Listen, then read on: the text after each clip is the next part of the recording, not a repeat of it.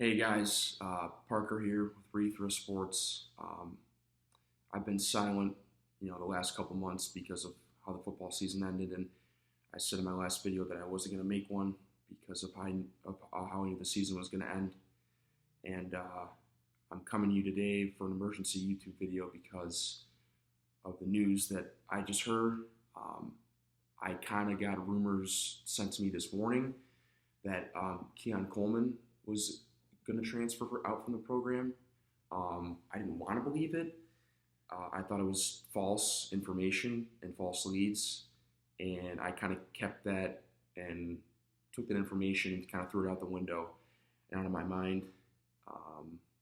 And then about 10 minutes ago, I saw the tweet saying that Thorne has entered the transfer portal, confirmed by 247 Transfer Portal Sports on Twitter, as well as Keon Coleman. So I'm just coming here to kind of give my initial thoughts, reactions, and how this is going to change Michigan State football for the foreseeable future. So my first thoughts are that I want to say thank you to both of them for what they did for this university. Payton was a great player for his first 2.5, 3 years. He was a starter here. He gave me so many memorable moments that I'll never forget. Especially my last year being a student when we went 11-2 and he broke the record for touchdown passes by a Michigan State quarterback in school history. So I just want to say thank you to him. He was a great leader, a great guy off the field. It was looking like he was going to win the starting job and going to be the starter again this fall. So I don't know what happened, but I just want to say again thank you for what you did, and you will always be a Spartan legend in my mind. Keon Coleman, thank you as well. You were on the uplook, especially this year. We were supposed to have a breakout year for us, and you showed your athletic ability at multiple points at times last season. So I just want to say thank you to you as well, and I wish both of you the best of luck with wherever you guys want to go moving forward. But to get the positives out of the way and God, I can't even think right now. This is ridiculous. I guess I want to start going into the negatives and how frustrated I am about this news because not only was Keon Coleman going to have probably a breakout season, he was going to be Michigan State's #1 wide receiver.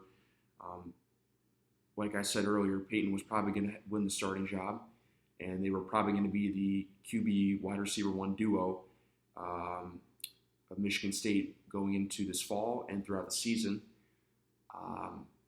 So now I'm kind of questioning what to do next with this program and where I lie as a fan because this is so inexcusable and so laughable and so saddening on so many levels for this program, for the coaching staff, and for all the alumni out there. This is absolutely ridiculous. This is now turning into not if can Mel get 8 wins this season, it's when is he going to be gone, because I don't care if Noah Kim plays his ass off this year, which it's probably going to be Noah Kim now at quarterback, which is fine. And I don't care what the receivers do the rest of the year. These two guys were established starters. They produced when they needed to, and you can go look at their stats. You can see that they have. It's just a massive failure on all levels of the athletic program, really. Mel Tucker, I get he's classified as a transfer portal guru, but this was his lowest point in the transfer portal era by a big mile. It's just crazy to see, especially both those players out in the spring game just 2 weeks ago. Both were running drills, like you would normally want them to see them to do as a fan.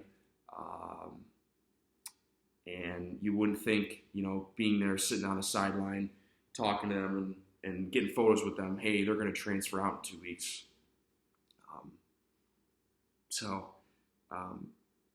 I'm really questioning as to what Mel Tucker's direction is for MSU football, because he needed to take a big step wins and losses wise this year.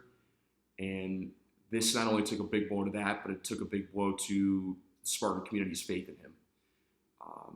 If he doesn't want to have players like him, players like Payton, Thorne, and Keon, Coleman around. Now I know some people might say, well, it's not Mel Tucker. It could be other circumstances, outside of that. And it could, very well could.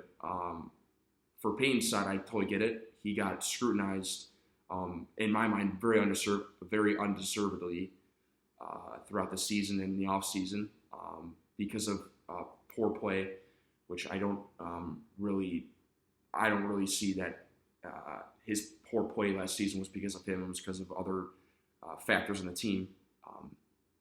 So I kind of get maybe he was getting a little tired of the pushback here, and he probably felt that he had a better opportunity somewhere else where they were more welcoming and open-armed.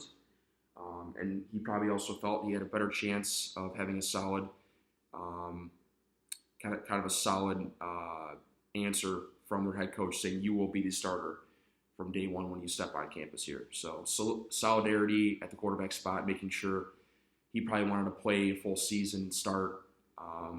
And also, probably outside noise got to him, which is really sad because, I've always liked him as a quarterback, as a person, and I think he got treated unfairly by a lot of fans. So that one, it's so surprising. But I think what's more surprising is Keon Coleman transferring, because he had no outside noise. He was going to be wide receiver one regardless of what was going to happen at the quarterback position this year. He was going to get majority of targets, majority of plays written up for him. So I just don't understand why the move for him. And now we're going into the offseason where I don't really know what to expect with regards to our lineup and our roster depth now. Now you're probably going to have to go get another wide receiver in the portal, which I didn't want to do. There was no need to. We had a pretty good wide receiver room up until this point in time. So, this is worrying. This is very, very worrying. I've been shaking the entire time since I got the message. I can't even think straight right now. So I'm just gonna have to take this on the chin. This is gonna be pretty depressing for a week or two. My excitement is now probably been cut in half for the start of the next season. I just don't know. I don't really know what Mel's direction is. I don't know. I have not liked any of his moves he's made since the last offseason. I don't like the way he's coached. And I don't like the way how he's handled this transfer portal, if I'm being quite honest. It's been a complete failure, an absolute failure. And he's going to get a lot of pushback on this. The athletic program is going to get a lot of pushback on this in the next couple days going through the week. And this is going to question a lot of people's sanity and how much you want to believe in this program. As a person who's loved this program since I was 10 years old and haven't wavered my faith one bit of one day, this is the first time I've ever in my life even thought about just not even rooting for the team this next season, because I can't do it. If I can't have a quarterback that's throwing for a touchdown record and a wide receiver that was going to have a breakout year this year on my team that I was expected, I don't know what to root for. I just don't. I don't. And now another question that comes to mind is, who else is going to be in the transfer portal? There could be 5, 6 other guys that we don't even know right now that are thinking about transferring just because of this position. just because these two guys went in the portal today. So this could be this can be completely chaotic with regards to the current roster and how many leave because of this. So this is like the complete opposite of what Deion Sanders is doing at Colorado. He's just getting rid of all the bad players. Well, Mel has somehow now gotten rid of two of his best players on the team. So, yeah, I don't know. And I was actually really excited this next coming month because Fuel Energy was going to ink a deal and an ideal with Payton Thorne. I wanted to keep that secret until it was official. Me and my father were working pretty closely on that.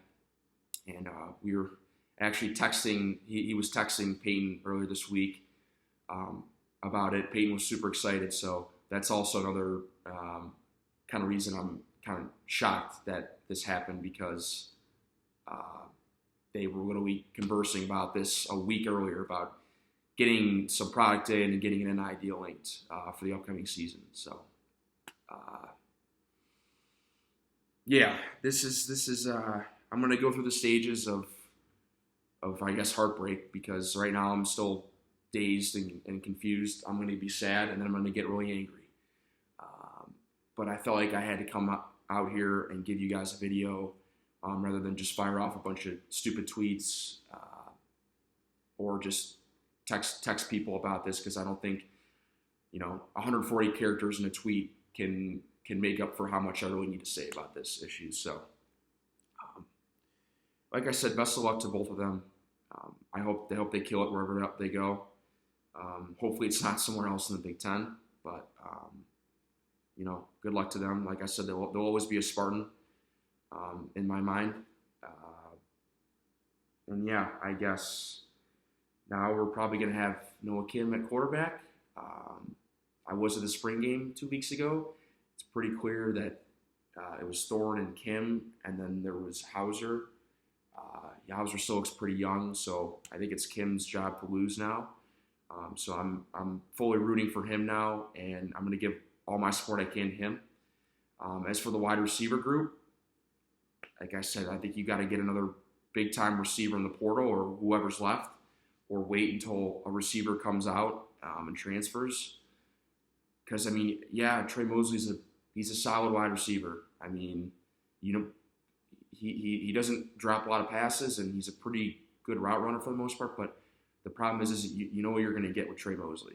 That's kind of it. He's kind of already reached his ceiling, essentially. So, and then you got the rest of the guys, which are young wide receivers that are unproven. They haven't played a lot. So this shakes up a lot offensively. It's looking like now we're going to be more of a run-first team. Not like we weren't already, but we're going to be more heavily involved with the run. So, yeah, I put full blame on the athletic program on this, and what their direction is, and what their mindset is on this program. I'm not liking it at all one bit. It's head scratching. It's depressing, and it's making me lose my fandom every single second that passes by. So we'll see. I may or may not make another video for a season preview, but at this point, I think it's pretty stupid. We have the second hardest schedule in the country coming up. And you just lost two of your best players. So, yeah, I'm just trying to think of more people to blame on this, but I'm sure I'll think more and more of it as time goes by. So that's it for now. I'll probably see you guys later in the summer for a season preview and potentially what the outlook is of the program at that point, depending on what happens in the transfer portal this summer. So, yeah, that's all I got. So, signing off.